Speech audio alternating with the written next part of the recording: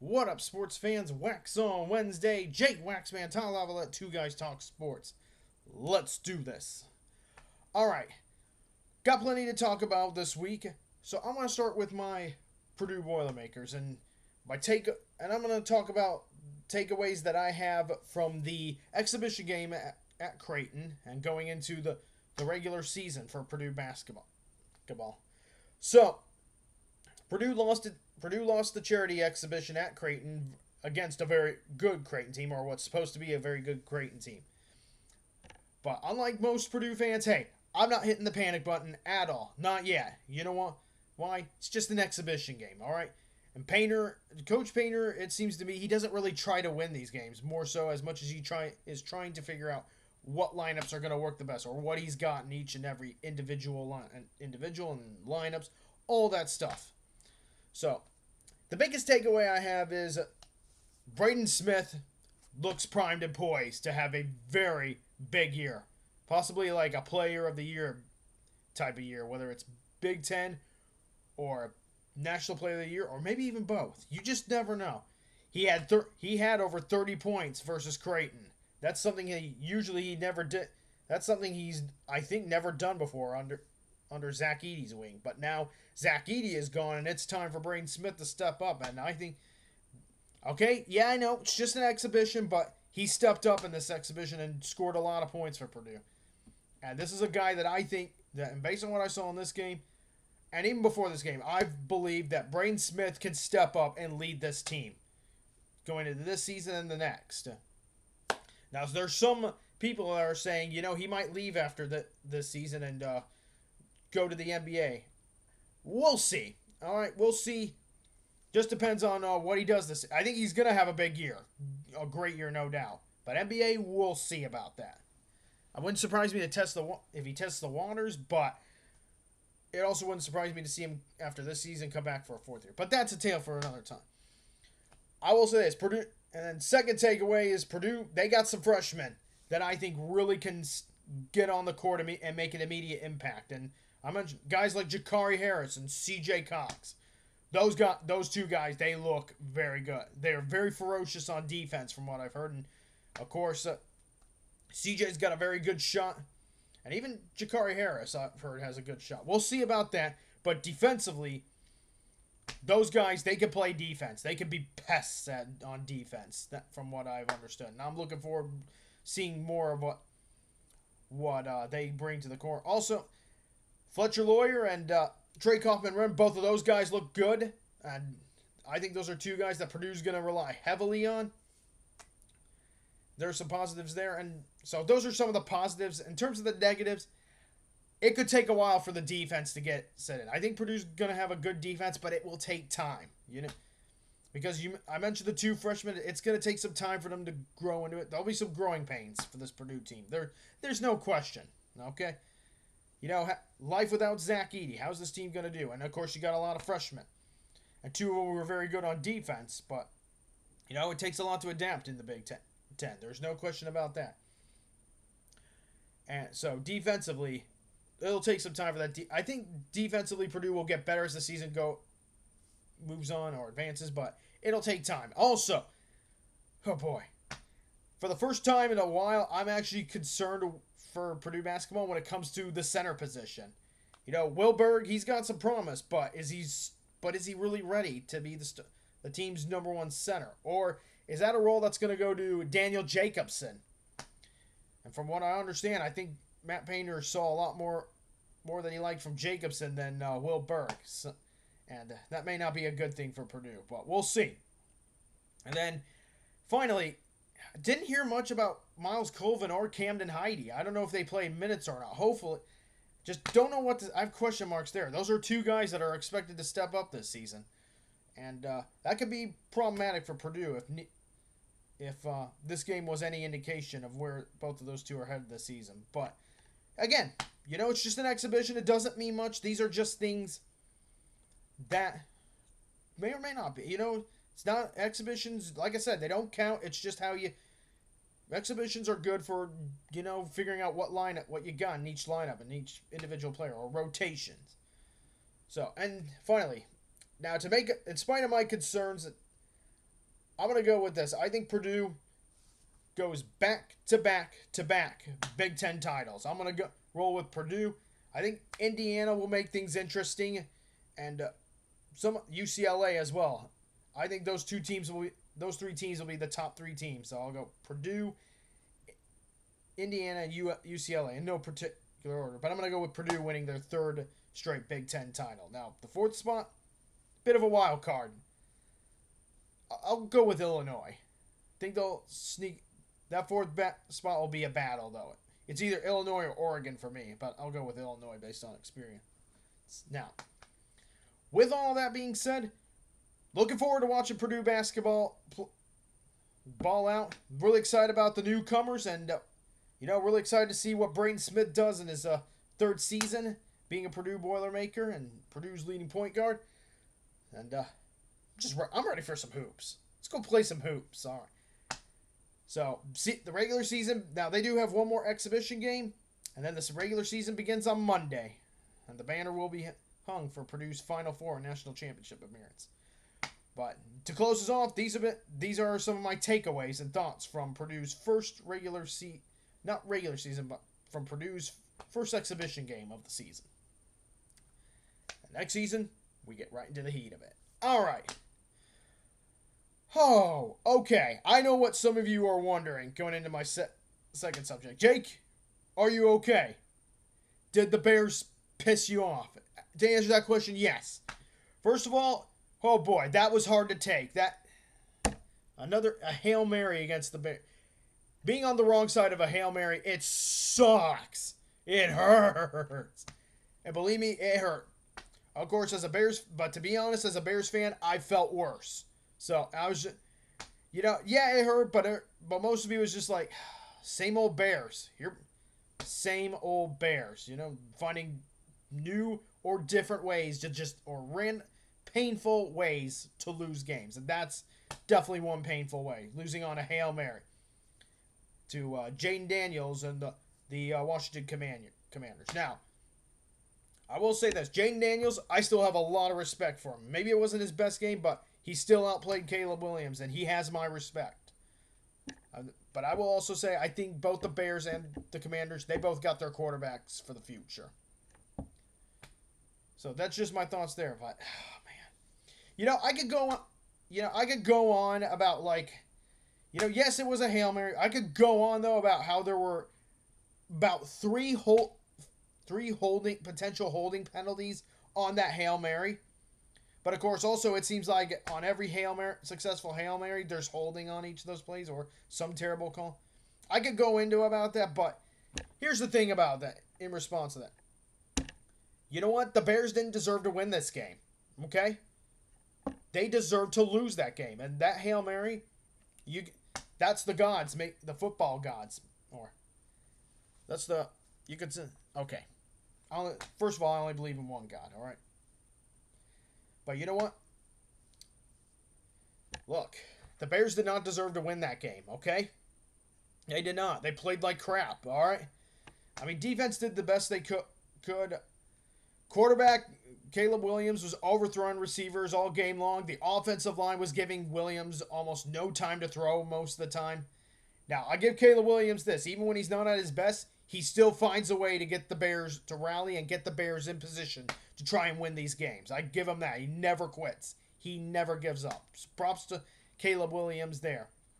And, of course, and then the helmet, with the exception of the Hail Mary, the defense played pretty well. Just, you know what?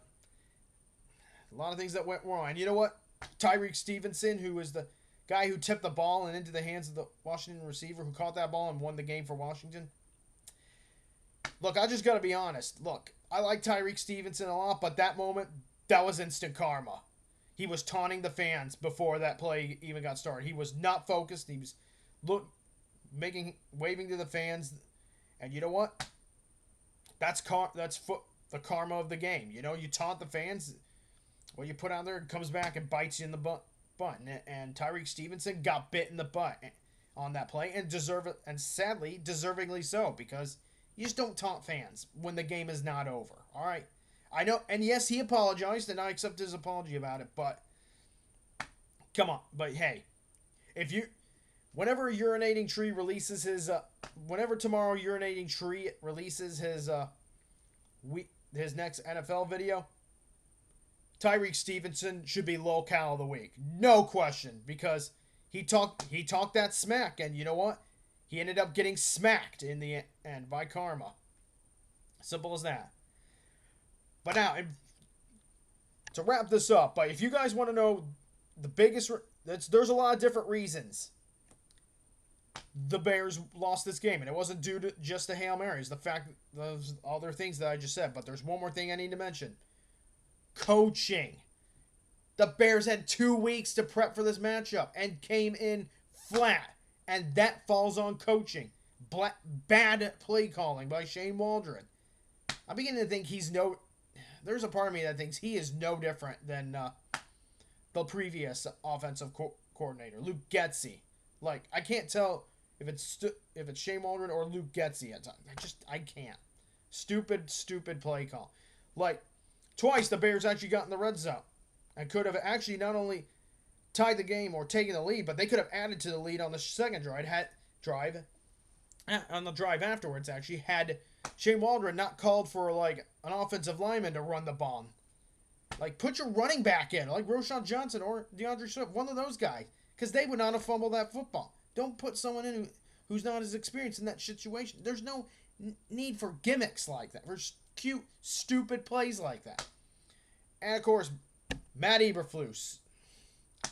You know what? I'm just going to be honest. Matt Eberflus is not a very good football coach. He's just being bailed out right now by a very talented team around him. So, and to close out this subject,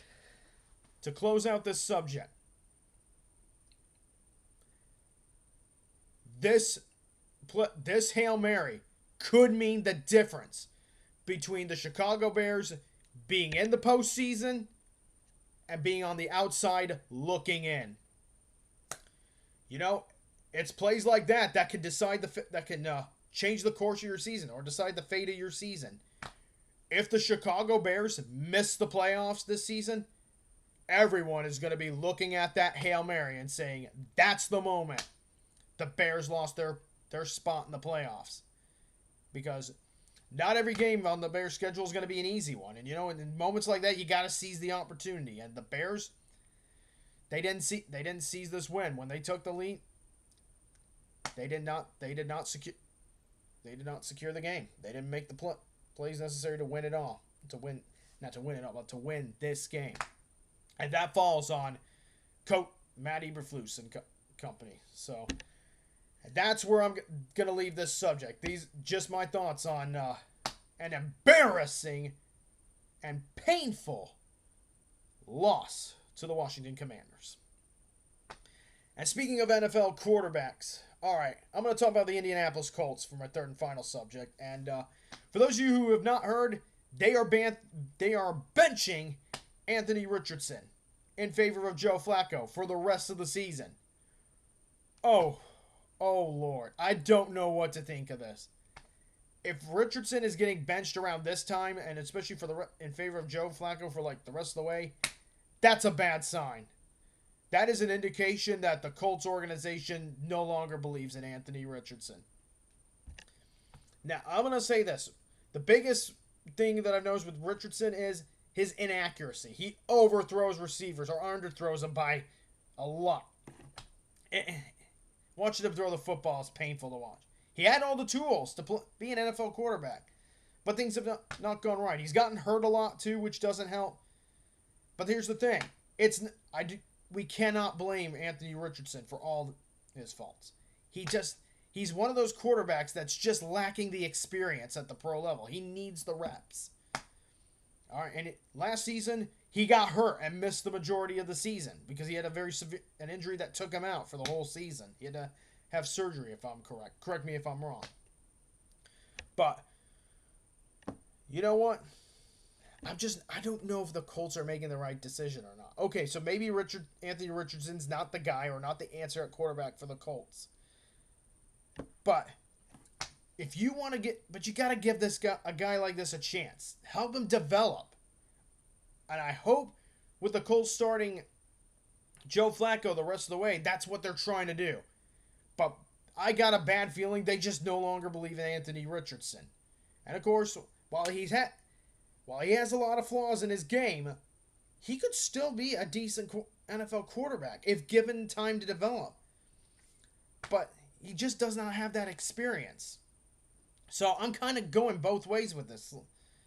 Like, I'm not ready to call Anthony Richardson a bust, all things considered, because he's had injuries that have kind of set him back quite a bit, and the Colts organization, they just haven't really done the thing. They also have not given him an offensive line strong enough to really help him out, and of course, there's things he's got to work on, like the inaccuracy.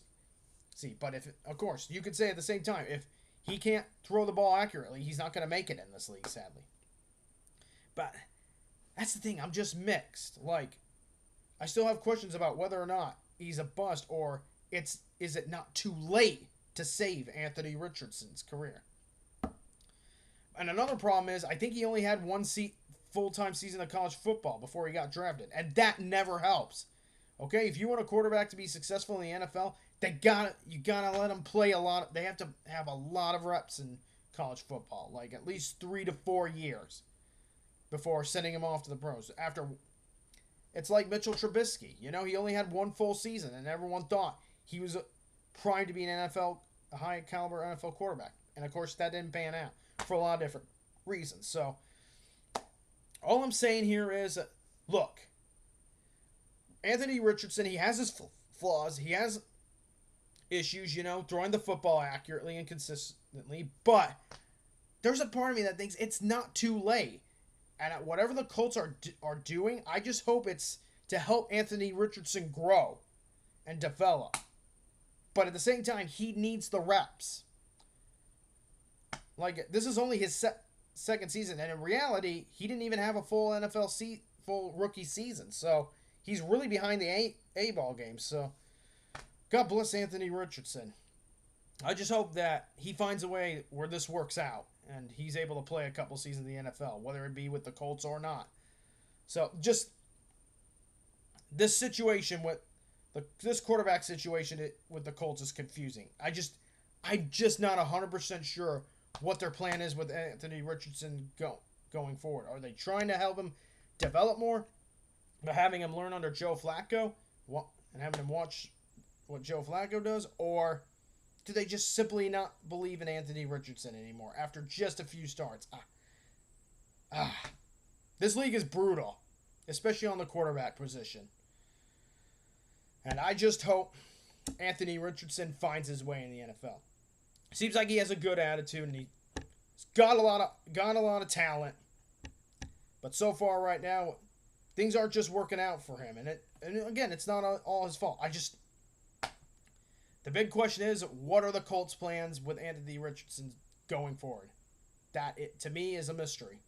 That's where I'll leave this subject. All right, on to this day in sports history. And on this day, the 29th of October, 1988. How about this? The New York Jets finally beat the Pittsburgh Steelers for the first time. And I do mean the first time in NFL history. In 1988. Crazy stuff. All right, sports fans, that's all I got for this week's Waxon Wednesday. Hope you guys enjoyed. And hey, if you got questions, leave them below and I'll try to answer them in next week's Waxon Wednesday. Thank you guys for watching. This is Jake Waxman from Two Guys Talk Sports, signing off.